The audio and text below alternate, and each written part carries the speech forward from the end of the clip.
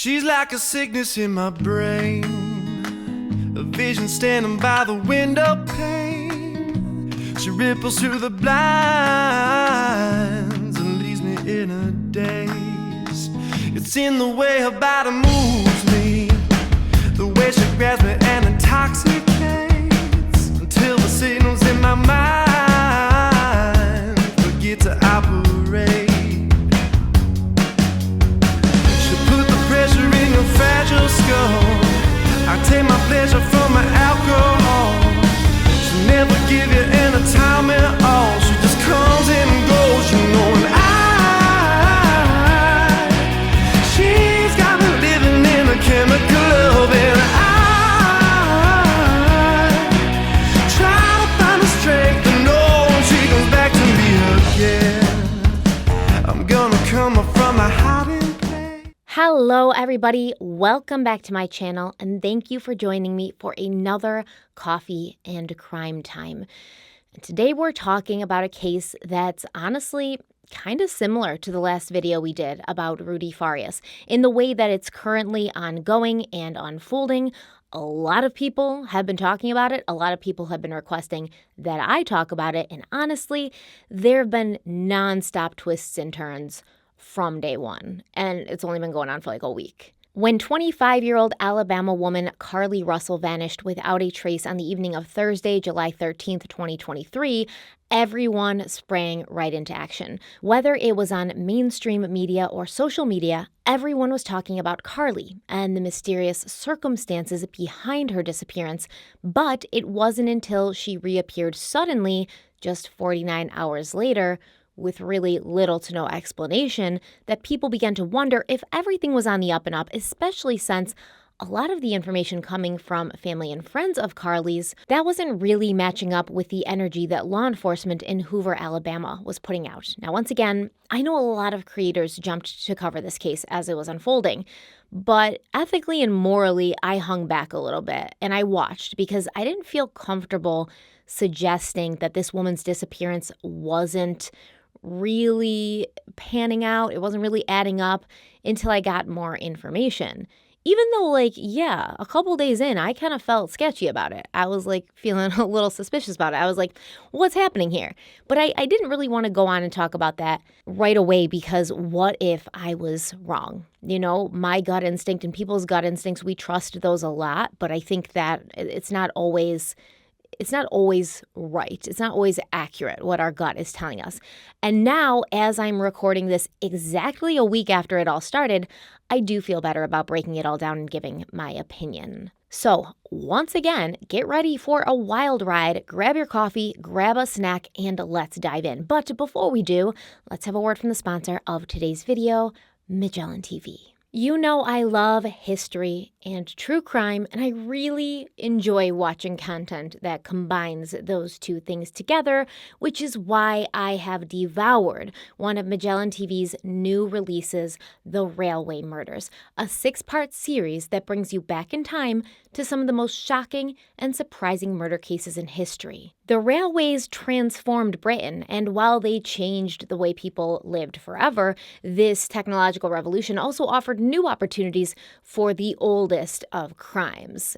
Murder. The Railway Murders invites you to enter the worlds of these killers as we see how police ingenuity and early forensics helped bring them to justice. And this was honestly such a good series. I finished it all in one night. I stayed up way too late. I loved the way it was formatted. I loved the aesthetics of it. It was just very educational and entertaining. It kept me very engaged, which is hard because I have ADHD. But I have to say, episode 2, The Body in the Tunnel, was one of my favorites. I'm not going to spoil anything for you. You guys have to check it out for yourself. So you can watch The Railway Murders and so many other documentary films and series just like it with a 1-month free trial of Magellan TV, a documentary streaming service that I've been watching for years, and I never run out of content because Magellan TV adds 15 to 20 hours of new content every single week. So every time I open the Magellan TV app on my phone, my tablet, my computer, I'm greeted with just a ton of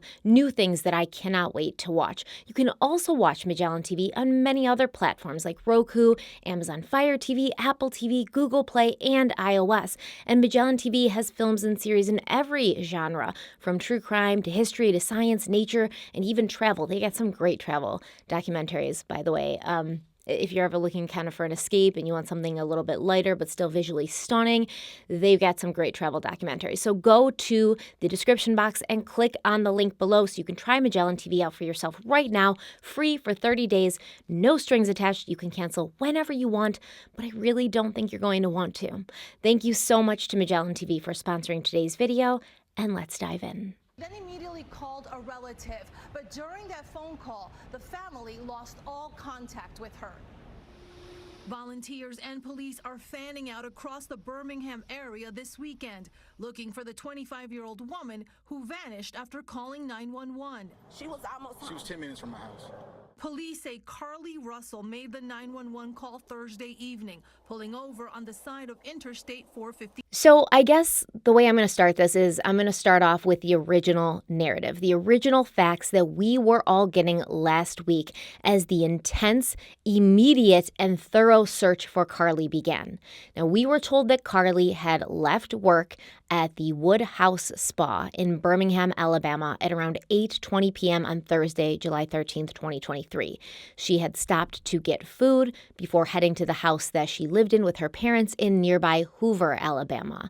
Now, I think that when people hear Alabama, they think very rural, very country, kind of isolated and out there. But Hoover, which is part of the Birmingham metro area, is actually the largest suburban city in Alabama, and it's pretty well developed with a very fast-growing population. So Carlee leaves work, she grabs some food, reportedly for herself and for her mother, and then she got onto Interstate Highway 459 heading south towards Hoover. After passing the Hoover flyover near the River Chase Galleria, which is a large shopping/hotel/office complex, Carlee called 911 and reported that she had spotted a small child, about 2 or 3 years of age, walking alone along the interstate near mile marker 11 right before exit 10. The only description we had of this child initially was that Carlee had believed it to be a male child, and we heard that he was wearing only a diaper.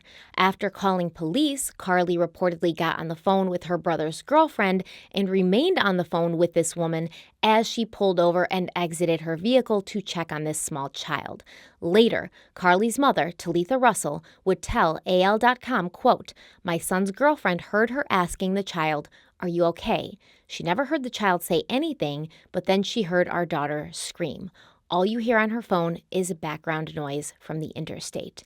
End quote. Reportedly, at that point, Carlee had stopped responding on her phone, but the call had remained connected, as if to suggest that she'd been on the phone, she'd been taken by surprise, and then the phone had dropped but hadn't hung up. Well, she was talking to our son's girlfriend on the phone.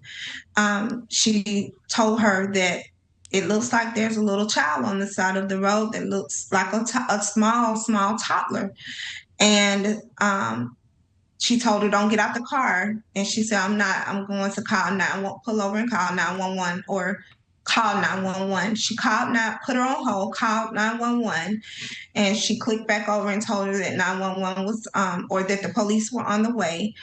And the next thing our son's girlfriend heard was Carlee asking the child if they were okay. So she evidently got out the car. She asked the child if they were okay, maybe 2 or 3 times. She didn't hear a response from a child on the other end. And she did hear a scream, and then she could tell there was maybe some type of shuffling, and the phone dropped to the ground.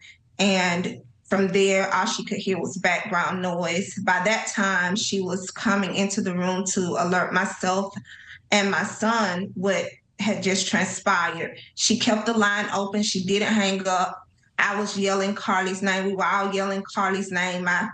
I picked up my phone to call Carlee's phone, just even though I knew that line was open with our son's girlfriend. It was just like I just felt, I felt I needed to try to do something to try to reach her since she wasn't answering us when we were calling her name, and all we could just hear was like background noise. And from there, I came and got my husband from the bedroom and told him a brief synopsis of what had just transpired. We needed to throw on some clothes and go to her location. We do share our location through Life 360. Law enforcement arrived at the scene within 5 minutes of Carlee's 911 call, but when they arrived, neither Carlee nor this small male child could be found.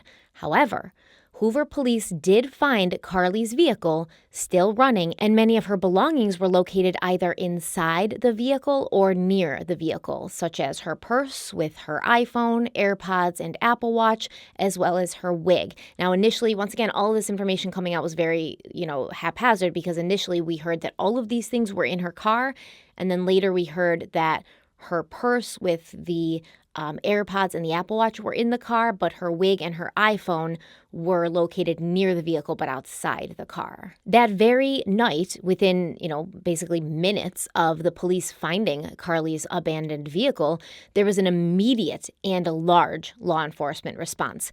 A grid search was performed on the area off the side of the highway where Carlee's vehicle had been found, and to try and explain the geography of that a little bit, it appears that the side of the road goes down into a ditch, and then there's like brush on the ground, and then there's like a narrow strip of trees that I guess could be described as woods, but it's pretty small. It's not like a large expansive area of trees that you could get lost in. And then behind that, there's like a fence, and then there appears to be just a bunch of housing developments. So this area was obviously searched right away, but still, police found no sign of Carlee or a child. Within no time, there was posters all over the area with Carlee's picture and the circumstances of her disappearance printed on them. And Crime Stoppers of Metro Alabama was offering a $60,000 reward for her safe return.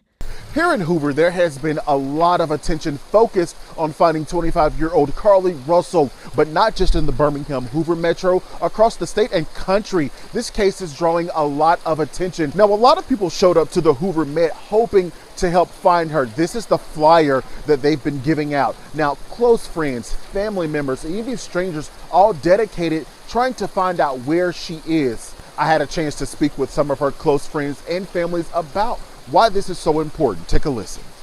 This is the second wave, and it's hotter than it was earlier. It's later than it was earlier, and to see the number from earlier grow like this, it just speaks to the kind of friend and person that she is. The numbers are here, and we are so appreciative. We really thank everybody that has come out to help us search for Carlee, and the hashtag is Let's Find Carlee. Now, although they may have gone home for the day, they're still not giving up in hopes of finding her. They will be back out tomorrow morning, starting at 8 o'clock at the Hoover Met again, looking for Carlee Russell. Angela Harris, mother of Ania Blanchard, who was tragically kidnapped and murdered in 2019, was just one of the many volunteers who came out to help look for Carlee. And Angela, using her social media platforms, pushed to get the word out and to tell everyone to be on the lookout for this missing woman. And she was very vocal when she was interviewed by the news, and she basically was there with these really good intentions to be supportive of other parents who were going through something similar, basically the same exact thing that she had gone through, just a few years ago. So when her daughter Ania was kidnapped and murdered in 2019, this was obviously incredibly traumatic, incredibly painful. The worst thing that could ever happen to somebody is to have this happen to your child. And so now, after this happened, Angela tried to turn this around. She tried to make something good come from it. She's become an activist, and she's become an activist to help find missing people and to be a support system for their parents and their families. My heart's breaking, for them, But I'm going to help them. I'm going to be right here beside them. Angela Harris is among dozens of people who have come together to find 25-year-old Carlee Russell, who went missing Thursday night in Hoover on I-459 South near mile marker 11. It's hard. It's a search Harris is familiar with. When I was missing, that's all I could, for that whole 32 days, is that your body's in a constant find my child. And there's nothing you can say or nothing you can do to make that go away? And honestly, right away, Carlee was everywhere. You couldn't open Twitter or Facebook without seeing updates about her case, and whether it was CNN, local media, or YouTube, all types of media were covering Carlee several times a day. I first heard about Carlee's disappearance on TikTok, and I, like everyone else, was transfixed by the very mysterious details. It was terrifying. It was like something we would see in a movie, which is ironic given what happened later on, what we would find out later. But it was just, so tragic, so dramatic, because not only do we have, Carlee missing, but we have potentially this young toddler missing. We have a young woman vanishing after seeing a baby wandering down a dark highway alone. It was crazy. It sounded like maybe Carlee had fallen victim to a predator or even worse, human traffickers, especially considering the location, that she was on the highway. We know that often traffickers or kidnappers will use these types of areas because they can just get right back on the highway and take off without detection before anybody even knows that their victim is gone. Everyone was afraid, especially people who lived in Hoover, Alabama and the surrounding areas.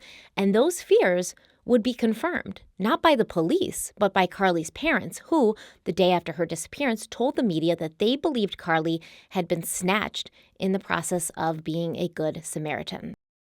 She got out the car. She did tell my daughter-in-law, I can't just leave. I can't just leave this little child on the side of the road. Flyers on nearly every corner as her parents, Talitha and Carlos Russell, pleaded for the safe return of their daughter, missing since Thursday night. We were able to sit down with Carlee's parents before she was found, where they told us about their grueling search for their missing daughter. It's a struggle, as sometimes you're numb, as sometimes the tears just flow. We probably have had 2 hours of sleep in the past 2 days. If it's a chance for her to put up a fight to try to save her life, she's going to do everything she can to put up a fight. So we're asking that the community, again, people even in other states, to do the same thing. If you can please spare any time, if you'll just go to gas stations, hotels, just anywhere. Can't imagine what they're going through right now. WVTM 13's Lisa Crane is anchoring our coverage tonight. The Russells said that they were praying for Carlee, and they hoped that any potential abductor would hear the voice of God and let Carlee return home safely. Talitha Russell, Carlee's mother, told WIAT, quote, "Carlee, I know you are scared, and I know you are just praying to God because you do have faith. We're not letting any negative thoughts in our head. We're not going to let the enemy have the last word on this," end quote. Carlee's mother also told AL.com that the police had found some tracks in the grass near where Carlee had vanished, but because it wasn't a muddy area, they were unable to determine what type of vehicle the tire tracks had come from. Neighbors and community members gathered around the Russell family. They really came out in support, and they expressed concern and fear that there was still someone out there, still at large, posing a potential threat to other young women in the area. And I mean, in one interview, that is exactly what Carlee's parents said. They were asked, do you think that there's still this, abductor, this kidnapper out there on the loose? And they were like, absolutely, 100%. I spoke to several neighbors who live in Carlee's Hoover neighborhood, and they tell me they're still just trying to come to grips with what's happened, as well as offer support to each other. Greg Danielson tells me he says he knows his daughter would feel compelled to do the same thing Carlee did if she saw a child on the side of the road, and says this hits a little too close to home. He says while he himself is still trying to process what's happened in the last 24 hours, he's going to continue to offer support to his neighbors. I did hug my daughter much tighter today. It just brings it so close to home that it's like, Carlee is just like my Catherine. And that weighs heavy on your mind, your heart. So yeah, people were stressed. They were worried. They were desperately looking for Carlee, from her parents to the police, the neighbors, activists, volunteers, who just wanted to feel that they were doing something. The community came out in droves. Hoover, Alabama Police Department did give some brief details during a press conference the day after she went missing on Friday, and during that press conference, Lieutenant Daniel Lowe said that a forensic examination of Carlee's phone was underway to see if they could find any clues as to what had happened to her. Lowe also stated that there were no reports of a missing child in the area and, quote, "We currently are investigating every possibility in this case. We're certainly leaving nothing off the table," end quote. During this press conference, we heard that a single witness had allegedly spotted Carlee's car on the side of the road that night, and they'd seen a gray vehicle parked in front of it. Later, Carlee's parents would expand on this detail, claiming that the witness was a trucker, and this trucker had also seen a young black man standing next to Carlee's vehicle wearing khaki shorts. But then, on Saturday night, July 15th, about 49 hours after she had vanished without a trace, Carlee Russell returned home. The Hoover Police Department received a call from Carlee's parents at 10:44 p.m. that Saturday night, and the details we were initially getting about that call was that emergency dispatch had received a report from the Russell residence of an unresponsive but breathing person. So we can only assume that this was the information given to 911 when Carlee's parents called. However, when police arrived, they found Carlee conscious and able to speak, and police were able to obtain a statement from Carlee that night, first at her home and later at a nearby hospital that she was transported to in order to be examined and treated. But we didn't even really know what she was being treated for. Was she sexually assaulted? Had she been beat up? Was she wounded? Was she being treated for any mental issues she was having because of her abduction, because of her, time away with whatever had happened to her, with whoever she was with? We were not getting any details from the police about what Carlee had said and what state Carlee was in. And a statement from the police department simply said that they were going through the evidence to try and piece together what Carlee was doing and where she was during the 49 hours she was missing. Hoover Police Lieutenant Keith Zeskleba said, quote, "Each piece of information is helping investigators reconstruct Carlee's movements during the time she was missing.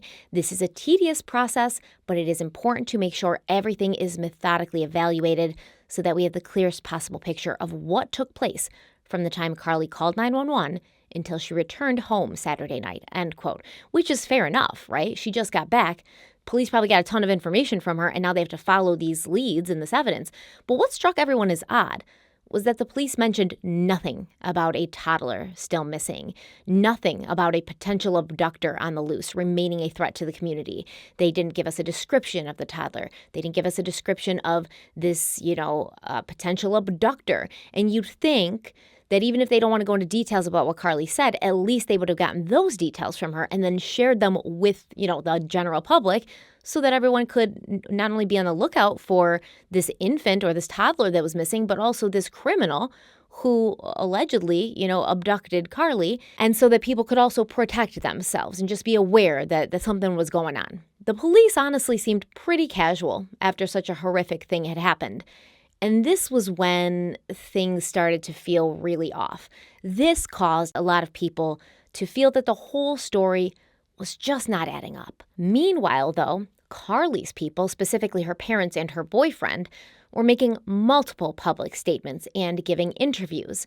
They were asking for privacy. They were asking for respect. They were saying, listen, Carlee's in a bad state, so we would just appreciate that you guys don't ask us questions about what happened to her, and, she's not going to be able to talk about it, and et cetera, et cetera. But they were also giving a bunch of information. They were also doubling down on their belief that Carlee had been abducted and that she had experienced something very traumatic. Let's talk about those statements now, and I want to start with what her boyfriend, Carlee's boyfriend, Thomas Latrell Simmons, posted on Instagram. He posted, quote, "I don't even know how to start off this post, but to only say thank you to my Lord and Savior Jesus Christ for saving my girlfriend's life.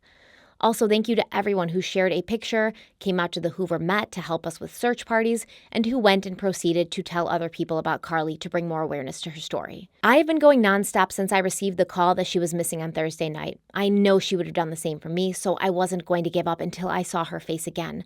I was straight tunnel vision, even when I would get on social media on my downtime and see some of the false allegations and assumptions about me having something to do with her abduction. That would have me discouraged at times, but I didn't give up and kept my faith. All I asked from everyone right now is to be respectful of Carlee's situation. She was literally fighting for her life for 48 hours. So until she's physically and mentally stable again, she's not able to give any updates or whereabouts on her kidnapper at this very moment," end quote. Now, I personally didn't see anyone accusing her boyfriend of anything on social media. I didn't even know who this dude was until he came out with a statement. Maybe he's talking about people that, they know personally. But yeah, he's directly coming out in this Instagram post and saying that Carlee was kidnapped.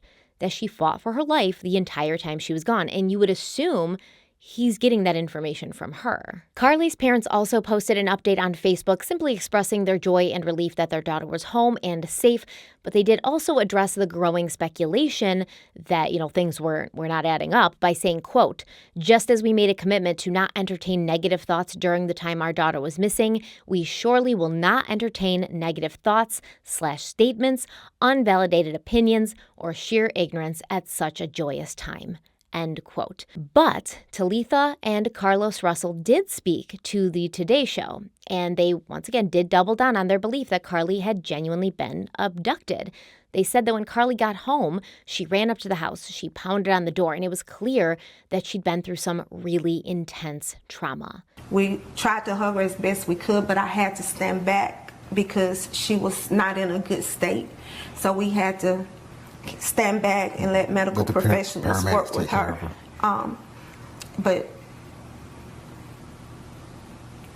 it's okay. What happened Saturday night? Did you just get a knock at the door? Anything leading to the case itself, we can't discuss that. But they say speculation about the circumstances surrounding Carlee's disappearance are only making things worse. She's having to deal with the trauma of people just making completely false allegations about her. Her family now urging the public to let the investigation play out, but mentioning an abductor. Her mother asking to read a brief message to the public. Carlee has given detectives her statement so that they can continue to pursue her abductor. Do you believe that there's an abductor still out there? Absolutely. Absolutely. NBC News has reached out to the Hoover Police Department to ask whether they're looking for an individual involved. Police have just said they're following up on all information provided by Carlee. And when I talked to you all on Saturday, you also said your daughter is a fighter and she would find a way back to you. I felt that in my heart. Is that what happened? She did. She found her way back to us. However, we can't discuss the details of that. But they say one thing is clear. Do you believe she was fighting for her life? Oh, she definitely fought for her life. There were moments when she physically had to fight for her life, and there were moments when she had to mentally fight for her life. But she made it back to you. She made it back. Yeah, she did make it back. And honestly, the Russells seem like lovely people. They seem to be really full of love for each other, for their daughter, and I am not trying to throw shade at them at all. I will talk more about her parents and what I feel about their involvement later on. So in the days after Carlee returned home, rumors spread on social media like wildfire, but some seemed more valid. Some seemed to be based on, actual knowledge of the case. For instance, it was reported that the police had obtained Ring doorbell footage from Carlee's neighborhood, which showed her calmly walking down the street by herself until she got close to her parents' house, at which point she broke into a run and began waving her hands. And then the police released traffic cam footage of the night that Carlee had gone missing, which showed her red Mercedes with its hazard lights on driving down the highway. But this footage really just added fuel to the fire. It was weird and out of place for a lot of reasons. First of all, Carlee was driving with her hazards on for quite a while. It looked like she was kind of driving with her hazards on, slowing down and pulling over for, a good quarter of a mile, half a mile. And she appeared to have turned the hazards on and started slowing down far before the location she told 911 that she'd spotted the wandering toddler. People asked, how did Carlee see this child from that far back in the dark? It's a little kid, like 2 to 3 years old. How tall are they? Like this tall? Not tall, not big, very little. It's night. The toddler's allegedly, on the side of the road. And how was Carlee able to give a description of the child or even know that it was a boy child from that far back? There were several other vehicles driving by at this time, as the footage shows, yet none of them reported seeing a child. None of them stopped to help this alleged child, and no child can be seen on the traffic cam footage. The traffic cam footage also showed Carlee pulling over and leaving her vehicle, and it shows everything up until the moment that police arrived just a few minutes later. But there is never another vehicle seen pulling up next to or in front of Carlee, and no one else is seen on the footage. Carlee's just sort of there. It looks like she gets out of the driver's side, goes around to the passenger side, opens the door of the passenger side and then we just don't see what happens to her after that. So we still kind of thought like, okay, well, she could have still been snatched. We just didn't see because she had the passenger side door open and maybe, she was behind it and we couldn't see. And maybe the whole, tip about seeing a gray car was just somebody phoning in a false tip, or maybe somebody had seen another car, another red car that looked like Carlee's, and a car in front of that was gray, and they just, given a false eyewitness statement, not meaning to, but it had nothing to do with Carlee. There was still the possibility, right, that Carlee could have gotten snatched. But just the overall feel of that traffic cam footage, all of it kind of put together, it felt weird. It felt icky. And that's when some experts in the field of law enforcement and the law began to speak out, saying that things just didn't seem right. And a lot to unpack in this story. So let's welcome now former FBI Special Agent Stuart Kaplan. Stuart, thank you so much for being here. Let's dive right in. Police say this is an ongoing investigation. What are they doing right now to either validate or invalidate her story? Well, I think certainly if you look at the physical evidence, and I would start obviously with the video evidence of the camera that picked up the car along the interstate, certainly the camera or the video does not in any way show a toddler near or in any proximity to where she ultimately stopped. In fact, if you watch the video, she actually goes down the highway for a good distance before she finally comes to a stop.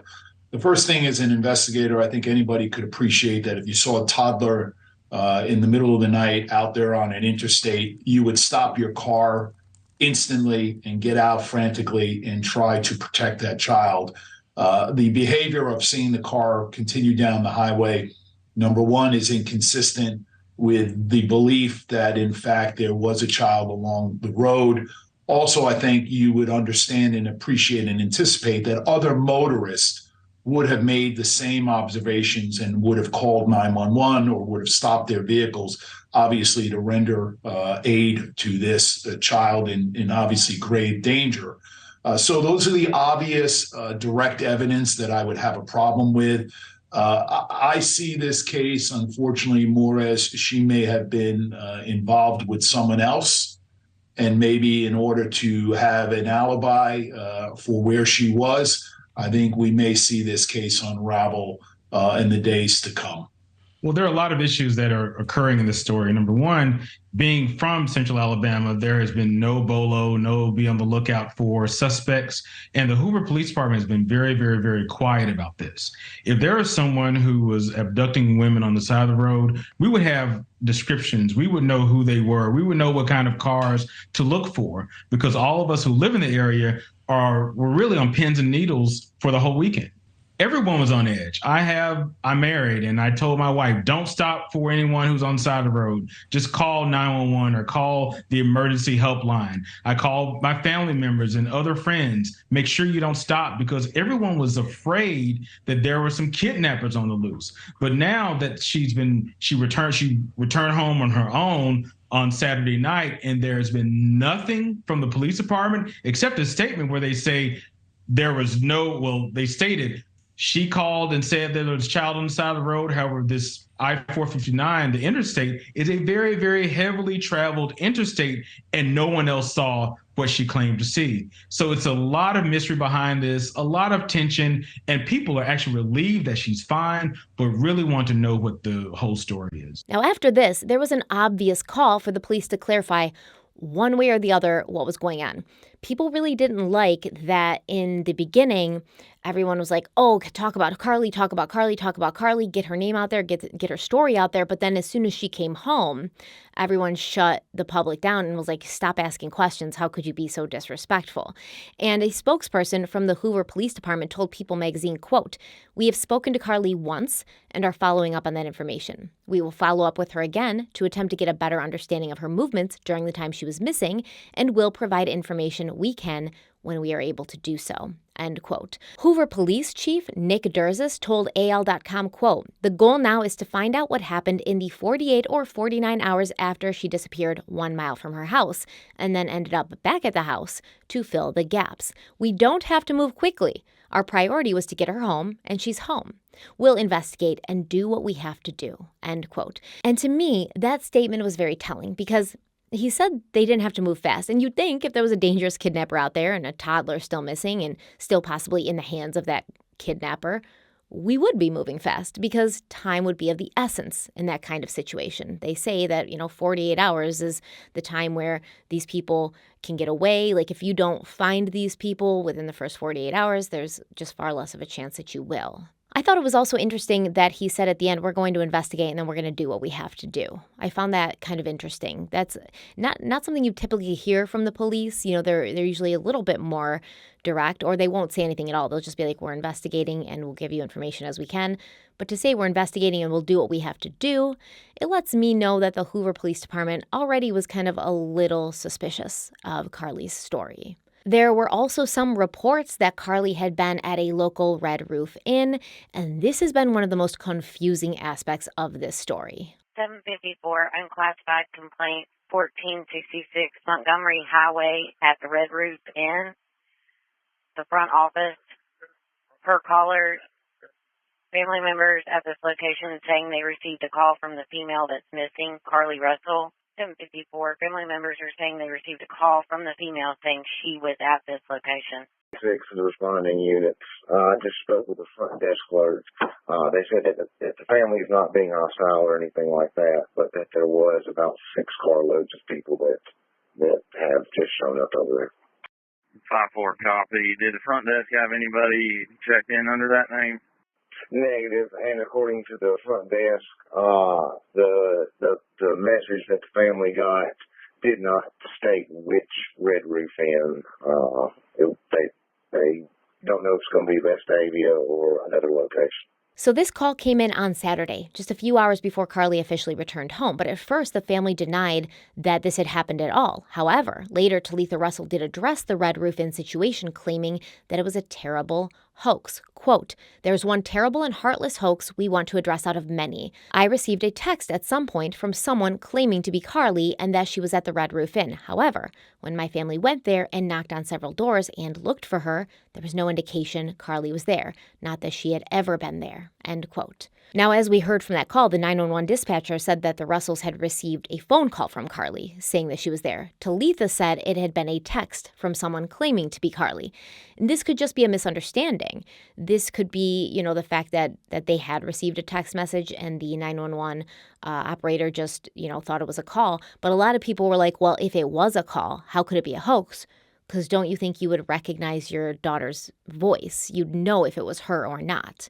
So after this Red Roof Inn thing came out, the rumors continued to spread. And as I said, some seemed pretty accurate, actually, as if they had inside information. I believe the most spot-on statement had come from someone who preferred to remain anonymous because they didn't want to get in trouble with their job. But I guess they worked for law enforcement in some way, either like a paramedic or the fire department. And this person had either been at the hospital when Carlee was treated, or they'd gotten inside information from someone in the police department.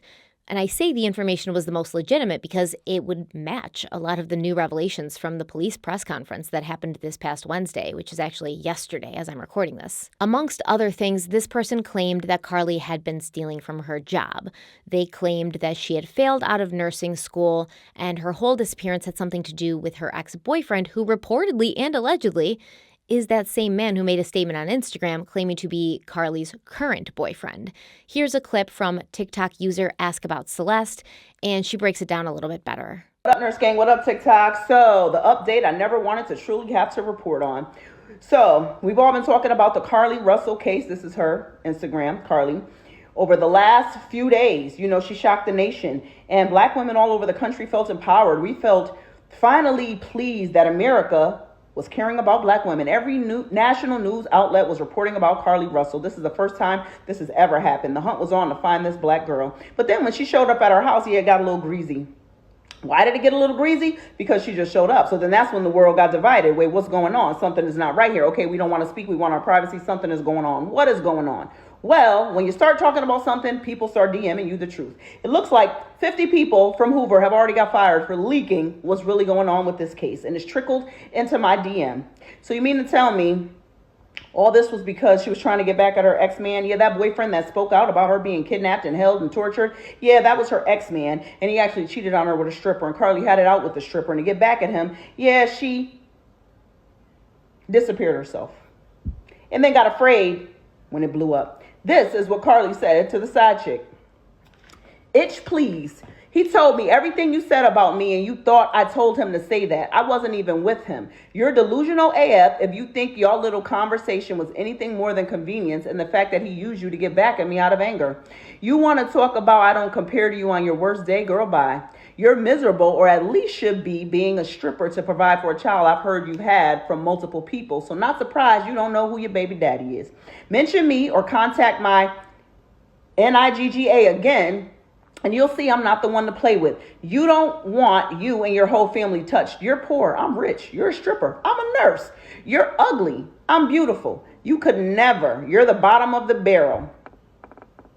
Someone from the police department just could not watch us all suffer. So they released these details. Hoover got some Ring doorbell footage from her neighborhood, and it just shows her walking casually until she gets close to her house, and then she starts sprinting and flailing arms and acting a fool. Now, I haven't talked about my favorite aspect of this case yet because I'm saving the best for last. And that's going to be what Carlee claimed happened to her while she was MIA for 49 hours. As I said, rumors of this story had already pervaded social media before the Hoover Police Department press conference, which took place yesterday as I'm recording this, Wednesday, July 19th at 2:30 p.m. Central Time. And before I say anything about those details, can we all just take a moment and appreciate how saucy and dapper Police Chief Nick Durzis looked during this press conference? I mean, damn, dude brought out his Easter Sunday best, looking like he should be the police chief in Monaco or something. Real snazzy, real snazzy. I dug it. I was actually getting my nails done when I watched the press conference, and both me and Elena, my nail girl, we were like, wow, look at him. He looks good. When I first saw him on stage and they said the mayor and the police chief were both present on stage, I thought he was the mayor because he just doesn't dress like any police chief I've ever seen, which is usually like they're in their uniform or in some like, dark colored, somber, like usually ill-fitting suit. So honestly, you can tell by the way that his suit is tailored to the nines. Okay, so I think Chief Durzis is dressing for the job that he wants, not the job that he has. And I'm so here for it. He looked real handsome. Like he could take you to dinner on the beach and pop a bottle of champagne without even flinching.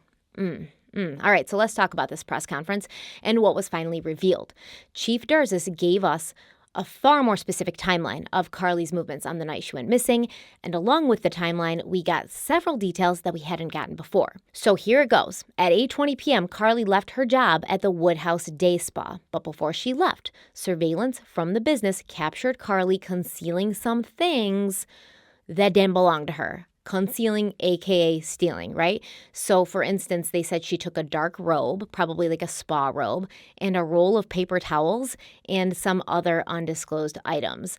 I believe, based on what we will come to find out, that Carlee also stole money from the register of this business. Because remember, this person who had been anonymous and said, they had some inside information into the investigation, they had said that Carlee had been caught stealing from her job. So right there, they've already kind of known that before the press conference, before it was confirmed. Carlee then ordered food from Tazaki's, a Mediterranean eatery in the nearby Colonnade, and then she traveled to Target, where she purchased some granola bars and some Cheez-Its. Cheez-Its, guys. Cheez-Its. This is going to come back in. Just wait. According to the Hoover police, Carlee remained in the Target parking lot until 9:21 p.m. And between 9:21 p.m. and when she called 911 at 9:41 p.m., Carlee spoke to people known to her on her cell phone. That's what the police said. She was communicating with people known to her. They don't specifically say who. For the first time during this press conference, we also got to hear Carlee's call to 911. Hi, I am on Interstate 459, and there is a kid just walking by themselves. Hold on. Where are you? I'm right next to the exit 10 by the Silver Med, like to get off by the Silver Med. Okay, so you're before that exit? Yes. Okay, and were you headed southbound or northbound? Like towards Tuscaloosa or toward 280? Towards Tuscaloosa. Okay. And was the child on the left or right side? On the right side. Were they walking northbound or southbound? They're walking towards Tuscaloosa. Walking southbound? Or how old do they look? Like a toddler, maybe 3 or 4. Did you pull over with them? Are you still with them? Yes. Okay, are you with the child right now? No, I'm not. I didn't get out of the car. I can see them though. Do you mind staying and keeping an eye on them until we get there? Yeah, sure, yeah. Okay, what kind of car are you in? I'm in a red Mercedes-Benz. Is that a sedan or SUV? SUV. I mean, it's a sedan.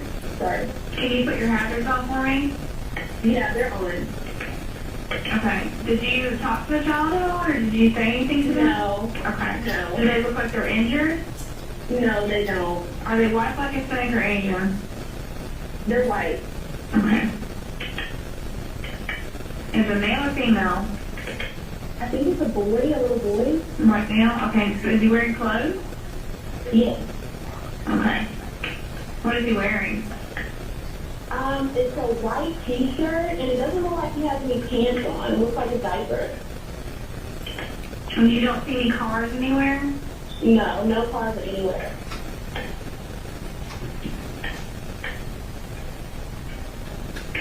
Okay. All right. What's your name? My name is Carlee Russell. So in this call, we find out that Carlee had described the child as wearing what looked like a white t-shirt and a diaper, where previously we had heard that she had only said he was wearing a diaper.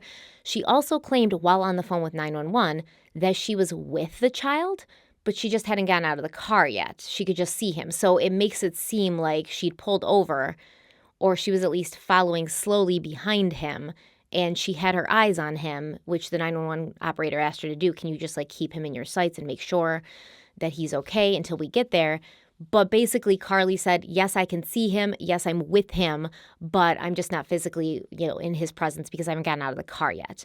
Now, here's what Chief Durzis had to say about that. Data from Carlee's phone, including her Life 360 app, shows that she traveled approximately 600 yards in her vehicle while she was on the phone with 911, stating that she was following a child. 600 yards. That is 6 football fields straight, 600 yards. And Chief Durzis said that he found this odd, right? To travel that far, 6 football fields, the length of 6 football fields, because he had kids, he'd been around kids before, and he didn't know any child that young who could travel that far and that fast, especially without crying or ending up in the road, especially without any other person driving on that highway at that time noticing and calling it in. And once again, I will draw your attention back to that traffic cam footage. Tons and tons of people walking by. It's a heavily traveled area. So when law enforcement arrived at the scene, they found Carlee's personal items in the car, and they also found the food that she had purchased from Taziki's To Go. That was in the car, but they didn't find the snacks she had purchased at Target. They didn't find the granola bars, the Cheez-Its, and they didn't find the items that she had taken from her job. We also found out that when police arrived to Carlee's home the night she returned, they found that she had $107 in cash stuffed into her right sock.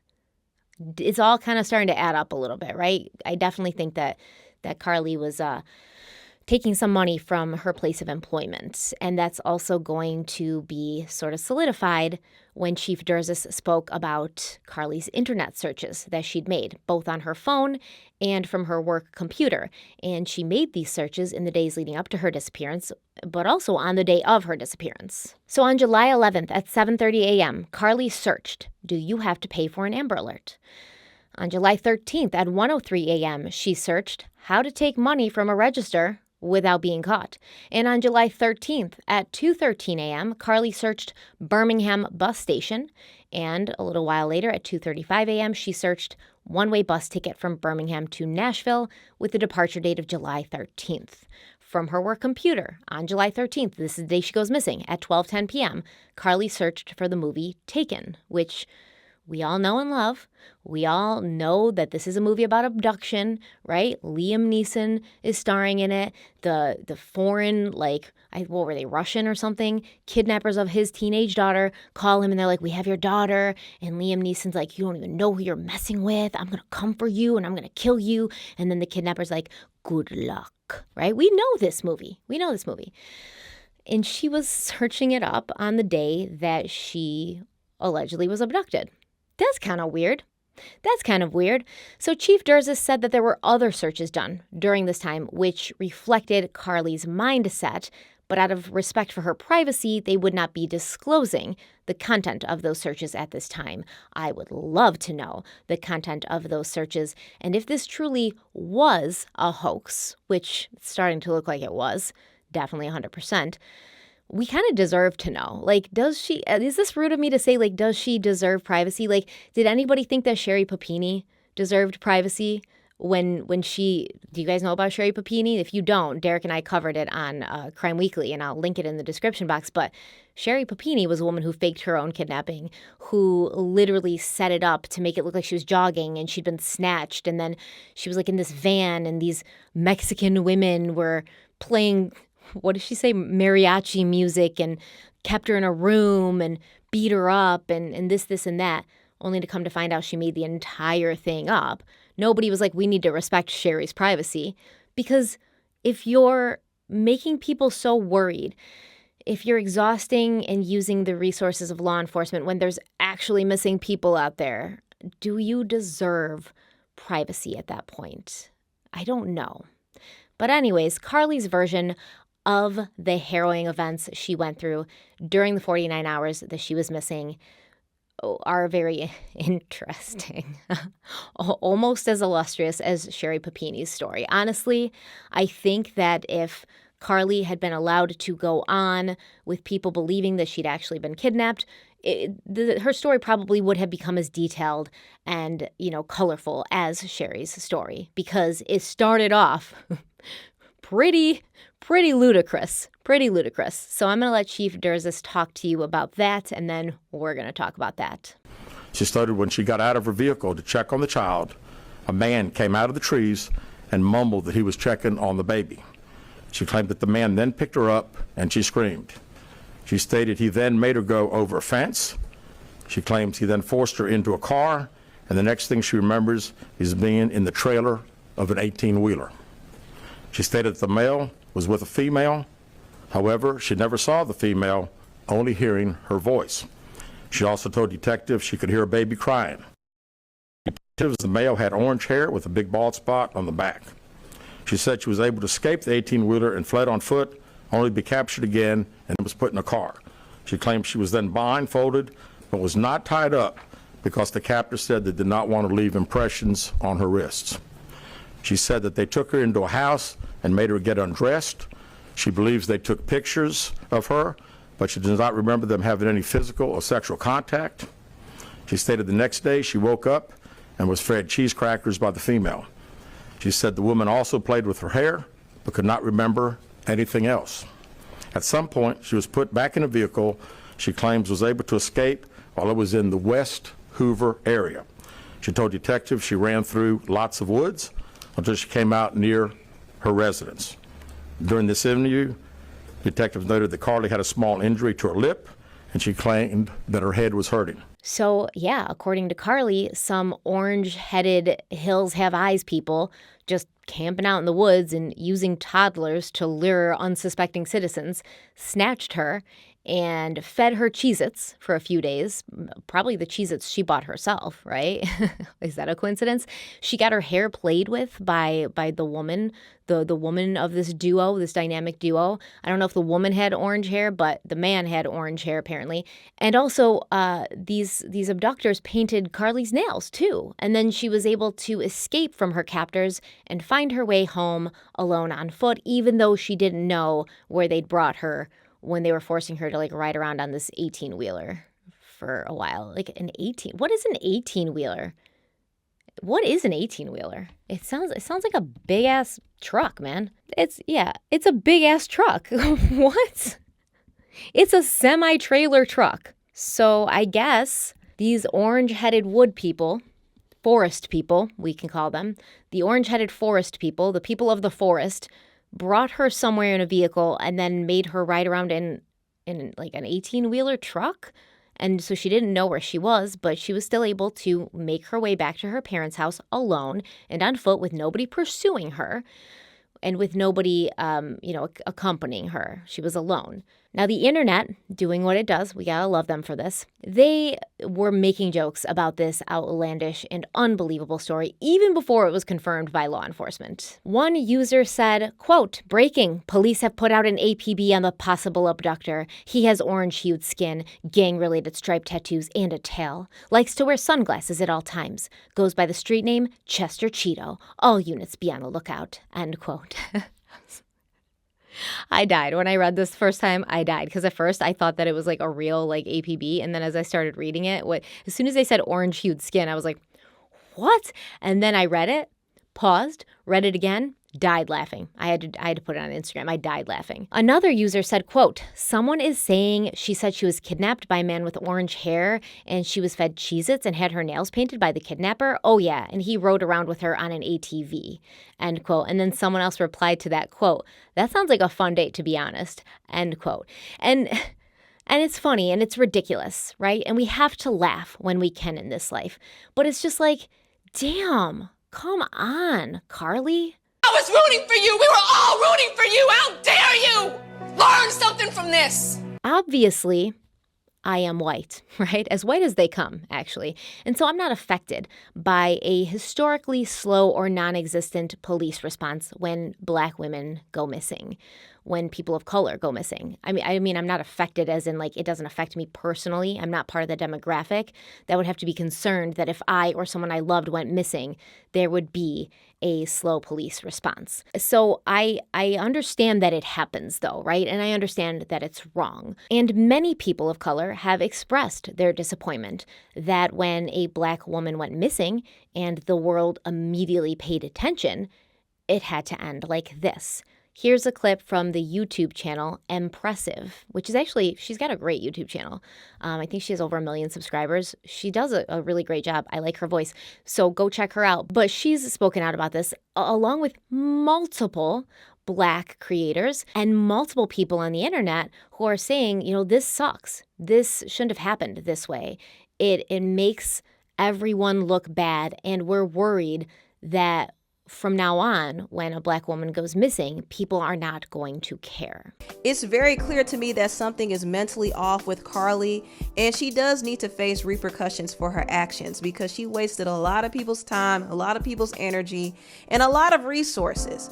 And she wasted prayers too, because I prayed for her. So she wasted my prayer. And let me just say this. This whole thing is very harmful and damaging for Black women, especially because a lot of times when Black women come out and say something happened to them, their cases are not taken seriously. And so women like her make it so much harder for the Black women. And also, this whole situation makes a complete mockery of all the victims of human trafficking. It makes a complete mockery of every one of those victims. And I don't want people to allow this case to dissuade them from believing others who claim to be victims, because it's not fair to the real victims out there. Human trafficking is a real thing and it should be taken extremely seriously. But unfortunately, there are some people who don't take it seriously at all. They make light of it, they make lies about it, and they try to suppress the stories about it. And it's really a shame that you have clowns like Carlee who are making mockery of real life victims of human trafficking. It's very, very sad. The Hoover Police Department has said that whatever ends up happening with this case, they will continue to respond to any person immediately and thoroughly, just as they did in this situation. And they did, like, without a doubt. They absolutely did. The Hoover Police Department could not have done a better job with this. And I also want to kind of go back to, the implications of what Carlee's disappearance, if it turns out to be a hoax, means for the Black community. And I would like to go back and kind of say, because I hate making generalized statements, I don't know how law enforcement in every state or every county deals with Black people when they go missing. I can't speak for them all and say, oh, law enforcement just sucks at responding to Black people or people of color when they go missing, because I'm sure that's not the case everywhere, right? But we do know that it is the case often. We've seen that happen. But I would also like to tie this back in and say that, to me, the media not discussing these cases is more of a widespread problem that I can, visually see with my own eyes. I can't visually see how every police department is reacting to these cases when they happen, but I can visually see how the media reacts to cases of Black people when they, are victims of a crime. And they're not usually highlighting those cases. They're not usually talking about those cases. Now, is it because of the color of these victims' skin? It could be. I tend to believe that it's more about, like, the media will fixate on whatever seems sensational. So if there's something there that they can grab onto and just continue to milk dry throughout the 24/7 media cycle, if there's anything there that they can turn into a media circus. In Carlee's case, it was the fact that she went missing in such a mysterious way after seeing a toddler on the street. In, Gabby Petito's case, it was the whole van life aspect. It was the whole, she went on a trip with her boyfriend. The boyfriend came back with the van. Gabby did not come back, and Brian Laundrie wasn't talking.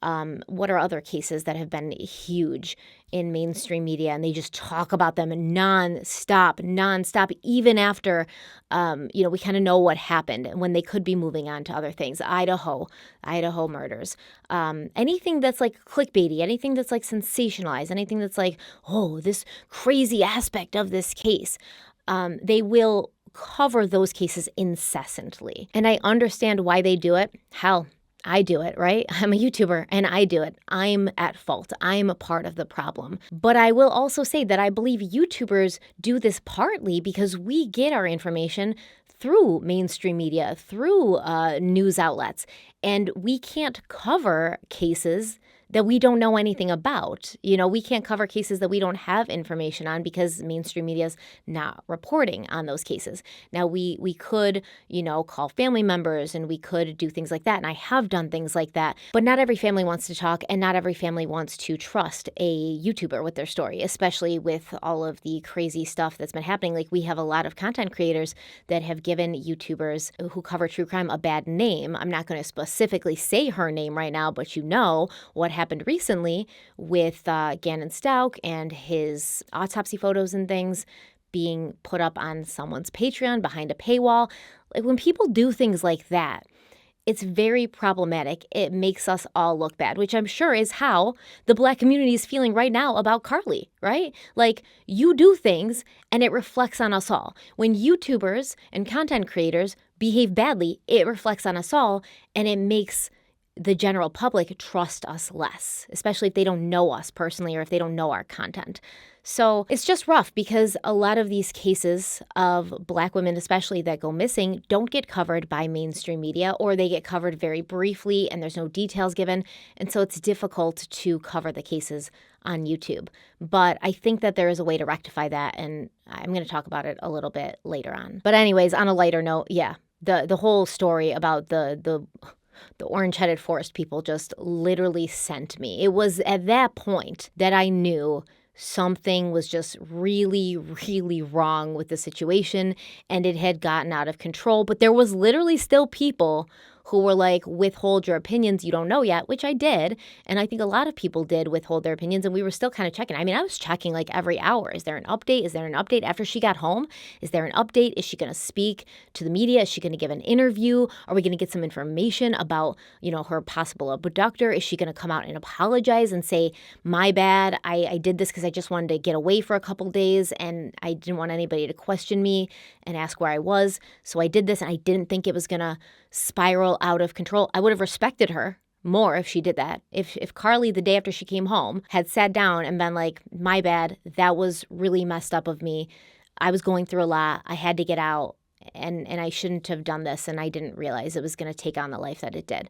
If she'd done that, I would be very respectful of that. I'd be like, yeah, we all make mistakes. We all do stupid things. We all don't always consider the implications of what we're going to do. But she has not.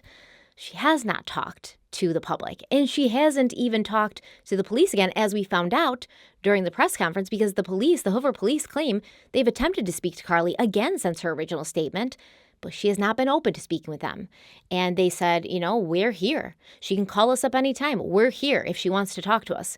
But she doesn't. And we haven't heard anything from Carlee's family since the press conference. Now, once again, I'm recording this on the Thursday after the press conference, happened. So it's just been a day. And honestly, I don't think it's fair to say like Carlee's family hasn't made a comment or a statement yet, because they're probably trying to figure out what the hell's going on, right? So this video is probably going to go up a couple days after I record it because it's got to be edited, but maybe they will. Maybe they will in the coming days. And personally, on that note, I don't think that Carlee's parents were in any way involved. If this was a hoax, I don't think they were in any way involved. I think they truly believed she was missing and in danger that whole time she was gone. I truly believe that they were tortured for those 2 days. I think that even as information started to come out and made things kind of look sketchy, they continued on that path, because sometimes it's as simple as you just want to believe your kid and you don't want to pile on them, especially when you see everyone turning against them. You see the tide of public opinion turning against them. And you can go to great lengths to convince yourself that your child is telling the truth, because the only other option is that Carlee lied. She kickstarted this whole manhunt. She made everyone worry about her. She made everyone worry about their own loved ones. I mean, remember that neighbor guy who's like, oh my God, I just can't stop thinking about my own daughter. I mean, that guy was like on the verge of tears. She had everyone out there looking for her for hours, time and money and energy and resources that could have been used on actual missing people diverted to her case. It's embarrassing. It's embarrassing, and it's hard to accept. So I truly believe that Carlee's parents, Talitha and Carlos, are probably just trying to wade through all of this new information and try to, I guess, process it and figure out how they feel about it and what their next move will be, because they didn't ask for this. And I do not think they were involved at all. Some people do. Some people think that they helped her. Some people think that Carlee called them from the Red Roof Inn on Saturday. And at that point, her parents were like, okay, sit tight. Like, we can't let this get out. We're going to have you come home, and then we're going to call the police, et cetera, et cetera. I really don't. And there's absolutely no evidence of that. They truly looked distraught in all of their interviews. I do understand how your own child doing something like this could be incredibly embarrassing, and the fact that you believed her and went so hard speaking for her and sending her messages thinking she was in this horrible place would make you feel foolish. But, logically, we all know that's not the case. Logically, we know, like, you were tricked. People aren't stupid for being tricked. People aren't stupid for believing somebody that they love. But we also know logically that when we're in that position, we don't always necessarily feel that way. We do feel foolish. We do feel embarrassed. We do withdraw. We don't want to, show our faces for a while.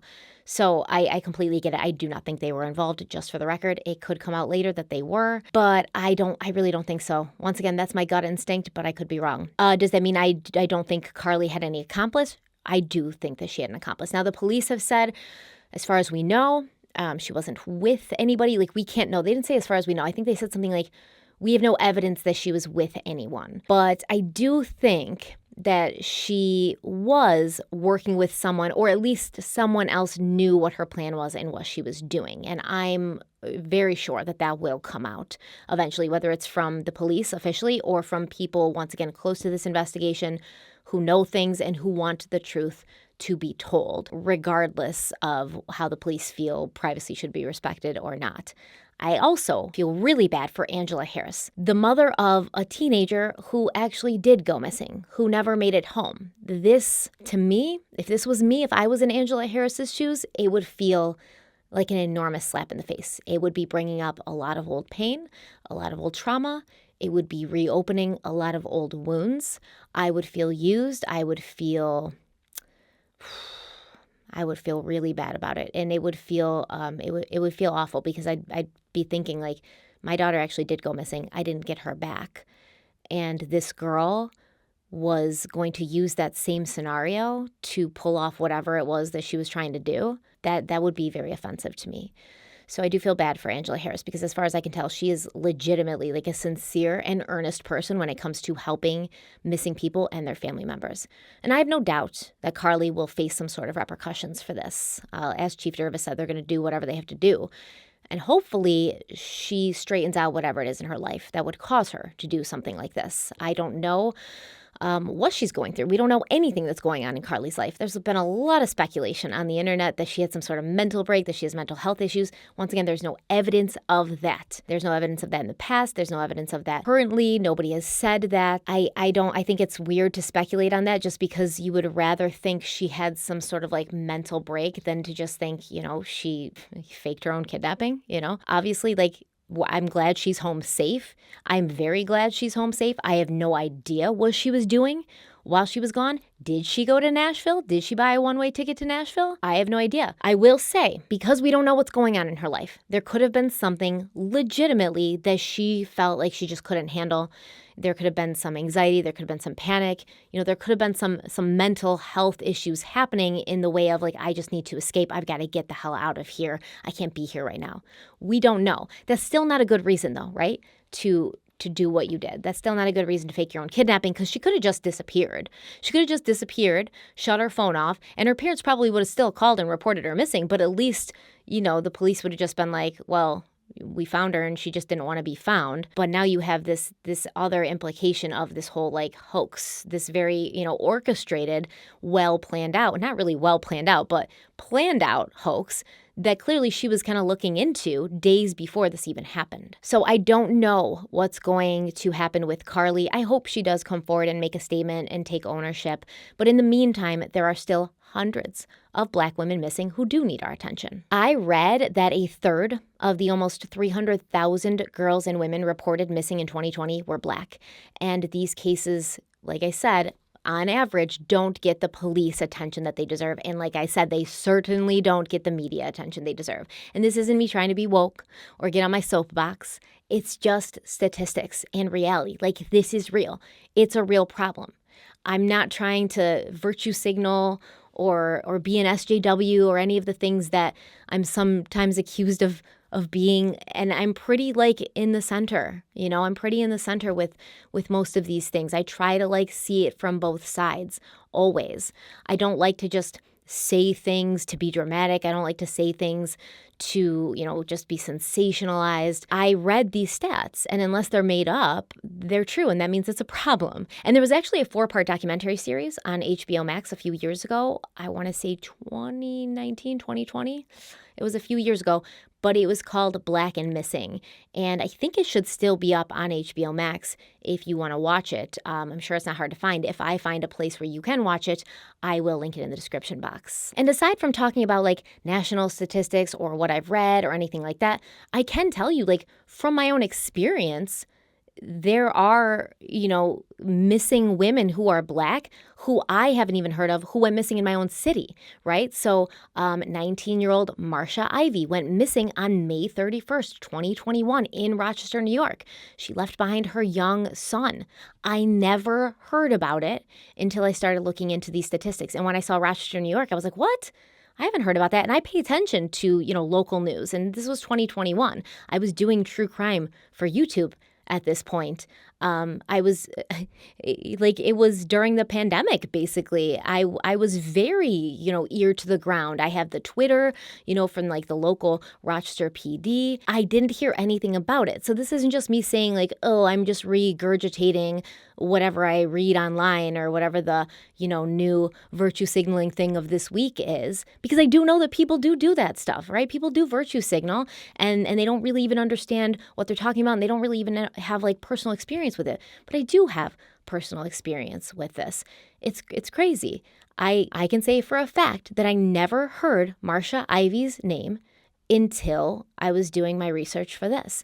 We also have Raja McQueen of Cleveland, who was last seen on June 26, 2021. 26-year-old Kiera Coles of Chicago, who was 3 months pregnant when she was last seen on October 2nd, 2019. 2-year-old Ariana Fitz of Oakland, California, hasn't been seen since 2016.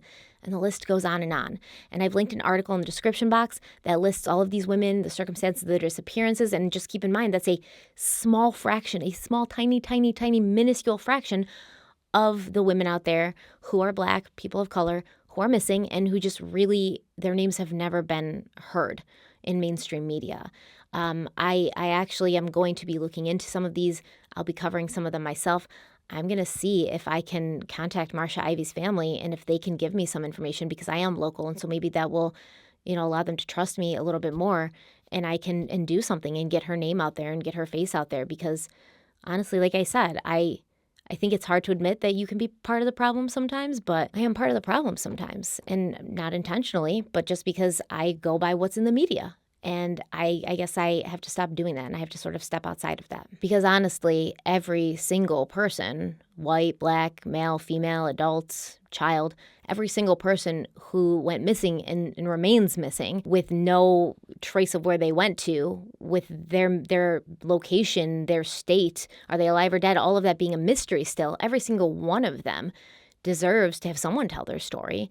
And, why not me when I can? So I will do my best. That is something that I promise you guys. But that's where we stand right now. Actually, before we go, because the updates in this case have been coming like so rapidly, let me just look up on the internet and see if anything new has come out since, the past hour or so. Yeah, so it's pretty much the same stuff that we've already talked about. People talking about the press conference, commenting on what was revealed during the press conference, and the police in Hoover, Alabama saying they, quote, pretty much know exactly what took place from the time Carlee Russell left work until the 911 call, end quote, but could not verify her claims of being abducted after stopping to help a toddler she saw walking on the interstate. Hoover Police Chief Nicholas Durez said in this press conference, quote, what we can say is we've been unable to verify most of Carlee's initial statements made to investigators, and we have no reason to believe that there's a threat to the public safety related to this particular case, end quote. Which says it all, I think. If the police are saying like, hey, we can't verify what she told us, there's no evidence of what she told us that we could find, and also we are not at this moment telling the public they need to be concerned about this kidnapper at large, it's pretty much saying like they don't believe that she was kidnapped. I think between this bizarre behavior, faking your own abduction, possibly allegedly stealing from her workplace, maybe being, kicked out of nursing school, it suggests that this young woman's life was in a state of chaos, was in a state of upheaval, and she was probably going through some stuff. If what we are to believe about the boyfriend being true as well, him cheating on her, I will say like, she wasn't that nice to the other woman. And why do women always get mad at the other woman instead of the man? Why do women always lash out at the other woman and call them names and talk down to them like, oh, you're a stripper, you're not pretty, you're broke, this and that, like to try to make this other woman feel bad about herself, when in reality, it's your man's fault that he did this, okay? Like, I know a lot of people have huge, very polarizing thoughts on infidelity, but as far as I'm concerned, if someone cheats on me, it is not the other woman's responsibility to stop that from happening, okay? Assuming she even knows I existed, right? So it's not the other woman's responsibility to stop that from happening. It's my boyfriend, my husband, my partner's responsibility to not do it in the first place. And honestly, you should be thanking this other woman for, showing you that this is somebody you can't trust, somebody who doesn't value you, and somebody you shouldn't even be with because he cheated on you. So yeah, she was not very kind to the other woman, but I think we can understand that. But it appears that there was some things going on in her life and, not great things. And so maybe she wasn't in the best of mindsets. Maybe she wasn't in the best mental state. Did she do it because she wanted to get attention from her ex-boyfriend and make him worry about her? Did she do it to, teach him a lesson? Did she do it just because she wanted to get away and she didn't really want people looking for her? But right, that doesn't make sense, because if you just wanted to get away and you didn't want people looking for you, you probably wouldn't stage your abduction in such a public way. You'd kind of know that people are looking for you. So it does seem to be, a motive of getting attention. And I hope she's doing all right, but she needs to know that what she did was wrong. It's unacceptable. And, she needs to sort of take accountability and ownership for that and apologize to the public and apologize to the people who were out there looking for her, like genuinely worried. So that's all I have for you now until we have some updates. Like if the family comes out and gives some sort of statement, I can update you on my community page or on social media. Don't forget to follow me on social media, Instagram and Twitter. Links are in the description box. Also, don't forget to check out my coffee company, Criminal Coffee Company, that I co-own with my podcast co-host Derek Levasseur. Really, really good coffee. We've released K-Cups. People love them. They're back in stock. Everybody says that the K-Cups taste so good. And I agree. They taste far fresher than any K-Cup I've ever consumed, which is why I usually don't drink K-Cup coffee, because the coffee usually tastes like stale. But our K-Cups taste amazing. So check that out. Link is in the description box. Also, don't forget to check out my podcast that I co-host with Derek Levasseur, and it's called Crime Weekly. As I said, we covered Sherri Papini. I will link that in the description box. That was a wild ride as well. Wow, was that a wild ride. Yeah, check that out. Don't forget to hit the like button if you liked this video. Don't forget to share it if you think it's worth sharing. And don't forget to subscribe if you haven't already, because I know a lot of you watch, but you're not subscribed, and I just don't know why. Don't you want to keep coming back day after day and seeing my face and listening to my voice? Because I want to see you in the comment section. All right, subscribe. Thank you all so much for being here. Stay kind, stay beautiful, and stay safe. And I'll see you very soon. Bye.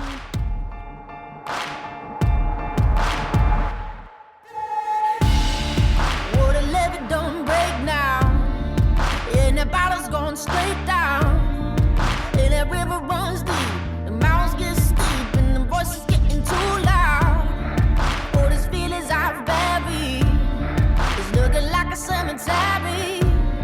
They're coming back from the grave, calling out my name, better say a Hail Mary. Well, you don't know how deep it goes until it's getting you slowly. So you got to let it go. I got blood.